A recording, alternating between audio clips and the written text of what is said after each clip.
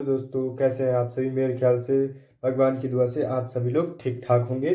चलिए आज स्टार्ट करते हैं संख्या पद्धति यानी कि नंबर सिस्टम की पहली क्लास। आज हम जानेंगे संख्याएं कौन कौन से तरीके की होती हैं, यानी कौन कौन सी प्रकार की संख्याएं होती हैं। तो चलिए जान लेते हैं। नेचुरल नंबर्स मतलब प्राकृतिक संख्याएं, जो इंसान से प्राकृतिक रूप से निकलती हैं उन्हें हम नेचुरल नंबर या प्राकृतिक संख्याएं कहते हैं। जैसे एक हो गया, दो, तीन, चार, पाँच, छ, सात, आठ और नौ, और भी आगे बढ़ते क्रम में लिखते चले जाएंगे। इनको हम प्राकृतिक संख्या कहेंगे। फिर आ जाता है होल नंबर मतलब पूर्ण संख्याएं। पूर्ण संख्याएं कौन कौन सी, उनके पहचान के तरीके क्या होते हैं। जब प्राकृतिक संख्याएं बन गई, फिर जब जीरो आया तब ये संख्याएं पूर्ण हो गई।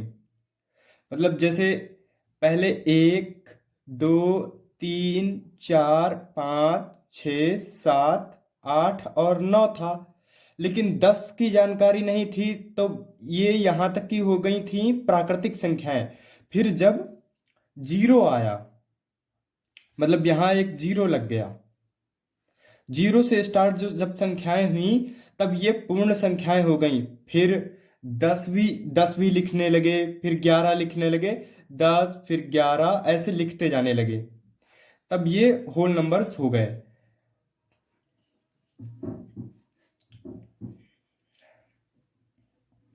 फिर आ जाता है इंटीजर्स मतलब पूर्णांक। पूर्णांक में लिख लेंगे पहले -3, -2, -1, कामा 0, कामा 1, कामा 2, कामा 3, कामा 4।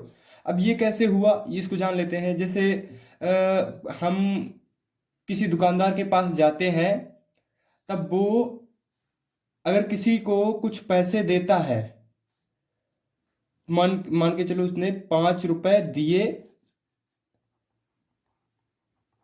और 5 रुपए लिए। अब उसको बाद में वो हिसाब अपना जोड़ेगा, तब उसको ये नहीं पता है कि उसने दिए हैं या उसको दिए हैं या उसने दिए हैं।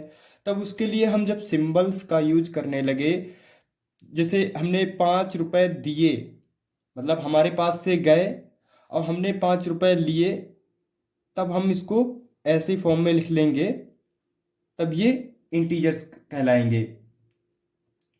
जैसे इसको ऐसे याद कर रखें, जब हम किसी से कोई रकम या पैसा लेते हैं या देते हैं, फिर हम उसे याद कैसे रखें कि हमने कितने दिए हैं और कितने लिए हैं, तब हमें सिंबल का प्रयोग करना शुरू कर दिया। जैसे मेरे द्वारा दिए गए पैसे, मेरे द्वारा लिए गए पैसे। तो इससे सभी प्रोसेस को हम इंटीजर्स कहते हैं। आगे चलते हैं। फिर इंटीजर्स के बाद हो जाएगा प्राइम नंबर। प्राइम नंबर्स मतलब अभाज्य संख्या। वह संख्या जिनके सिर्फ दो फैक्टर हों, जिनके सिर्फ दो फैक्टर हों, उन्हें हम प्राइम नंबर कहते हैं। जैसे 3 है, या तो 3 खुद से कटेगा, या फिर 1 से। इसी प्रकार जो भी अभाज्य संख्याएं हैं, या तो वो खुद अपने आप से कटेंगी या फिर 1 से, उनको हम अभाज्य संख्या या प्राइम नंबर कहते हैं। फिर उसके बाद आ जाता है कंपोजिट नंबर। कंपोजिट नंबर मतलब संयुक्त संख्या। कंपोजिट नंबर मतलब संयुक्त संख्या, वे संख्याएं जिनके दो से ज्यादा फैक्टर हों वो संयुक्त संख्याएं कंपोजिट नंबर कहलाएंगी। संख्याएं हो जाती हैं 4, 6, 8, 9, 10, फिर 12। अब जैसे देखेंगे हम एग्जाम्पल से 4 है,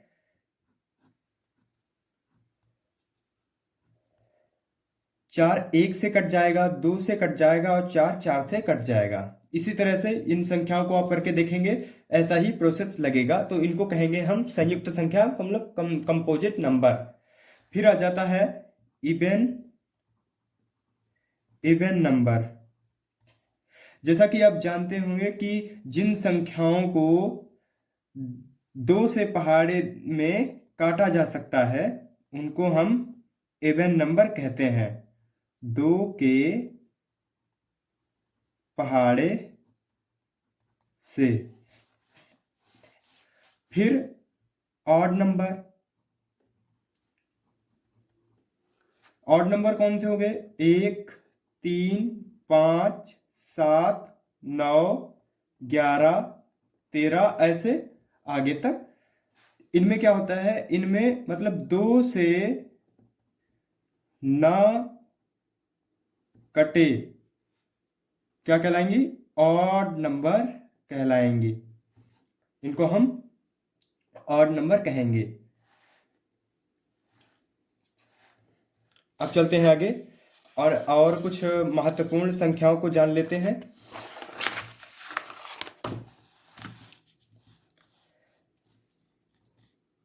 आठवीं हो गई RATIONAL, रेशनल नंबर, मतलब परिमेय संख्या। दोस्तों अगर वीडियो अच्छा लगे तो इसे लाइक करें, सब्सक्राइब करें तथा अपने दोस्तों में शेयर करें। और मैं ये आपको बहुत ही इम्पोर्टेंट चीज करवा रहा हूं, तो आप इसको पेन या कॉपी से नोट डाउन अवश्य करें। रेशनल नंबर हो जाते हैं। अब इनकी पहचान जान लेते हैं। इनकी एक पहचान तो ये हो गई है कि शून्य जो है हर में नहीं दिया होगा, बाकी सब रेशनल नंबर होंगे। रेशनल नंबर आपस में कट जाते हैं, अगर ना भी कटें तो वो रिपीटेड होते रहेंगे। जैसे मान लीजिए 1/3 हो गया, इसको जब हम 3 से इसको भाग देंगे 1 को, तो हमारा आउटपुट निकल के आएगा 3 3 3 3, मतलब रिपीटेड हो रहा है ये, तब इसको हम रेशनल नंबर बोल देंगे। अब इसकी एक वो नंबर जिनको हम फ्रैक्शन या बटे की फॉर्म में लिख सकें, वे नंबर रेशनल नंबर कहलाते हैं। जैसे P/Q। एक कंडीशन और है यहाँ पे कि Q इज नॉट 0, यहाँ पे जो हद दिया रहेगा वो 0 नहीं हो सकता। जैसे 1/3, 5/4, 0/2, 3/0, ये नहीं होना चाहिए, ये नहीं होना चाहिए। ठीक है, ये हो गया आपका रेशनल नंबर हो गया। अब चलते हैं दूसरे पे, irrational number. RATIONAL, irrational number, NUMBER number. दोस्तों अगर कोई भी त्रुटि आपको लग रही है, कोई भी और मतलब हमारी तरफ से कोई गलती हो रही है, तो आप हमको कमेंट करके बता सकते हैं, हम उसमें सुधार करने की कोशिश करेंगे। तब तक के लिए आप हमारे वीडियो को अच्छी तरह से देखें और अपने दोस्तों को भी शेयर करें। इरेशनल नंबर, अपरिमेय संख्या। अपरिमेय संख्या वे होती हैं जो नॉन टर्मिनेटिंग, नॉन रिपीटिंग, ना ही पूरे पूरे कटें और ना ही रिपीट हों। जैसे नॉन टर्मिनेटिंग, नॉन रिपीटिंग। इसमें एक सबसे ही महत्वपूर्ण एग्जाम्पल पाई रहेगा, जिसको हमने देखा है। इसकी वैल्यू 22/7 लिखते हैं, लेकिन ये एक एग्जीक्यूट वैल्यू नहीं है। ये एक एग्जीक्यूट वैल्यू नहीं है। पाई की वैल्यू 3.1415965 अदर आगे तक चलती जाएगी। जो रिपीट हो उसे हम रेशनल नंबर कहेंगे, और जो नहीं रिपीट हो उसे हम इरेशनल नंबर कहेंगे। तो इसके उदाहरण हो जाएंगे, पाई तो हो गया एक, फिर √3, √5, √6, √7। इसमें जो वैल्यू दी रही होगी उसको हम इरेशनल नंबर मतलब अपरिमेय संख्या बोलेंगे। ठीक है, चलते हैं आगे नंबर 10 पे। Real number, REAL, real number मतलब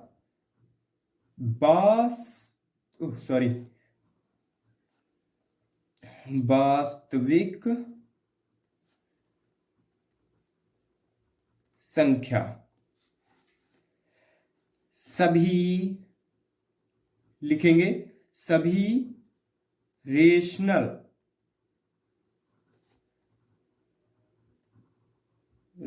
नंबर मतलब परिमेय संख्या रियल नंबर हैं, लेकिन कुछ नंबर नहीं होंगे, क्योंकि इनमें इरेशनल भी आ जाते हैं। दोस्तों एक चीज ध्यान रखेंगे कि सभी जो रेशनल नंबर होते हैं वो परिमेय संख्याएं, वो रियल नंबर होती हैं, लेकिन उनमें जो होते हैं कुछ इरेशनल नंबर भी आ जाते हैं, जैसे पाई, √3, √5, √6, √7, ऐसे मतलब रूट में आएंगे, वो रियल नंबर नहीं कहलाएंगे। तो ये चीज हमको अच्छी तरीके से ध्यान में रखनी है, और हमको ध्यान में ये रखना है। अब हम चलते हैं कुछ क्वेश्चंस की ओर, आपको कुछ क्वेश्चंस करा देते हैं, जिसे आप इस सीरीज में अच्छा प्रयास करें। और आप लोगों के लिए हम कुछ क्वेश्चन भी देंगे जो आपको अपने होमवर्क के हिसाब से देखने होंगे, सॉल्व करने होंगे। चलिए चलते हैं आगे। तो सवालों को देखेंगे।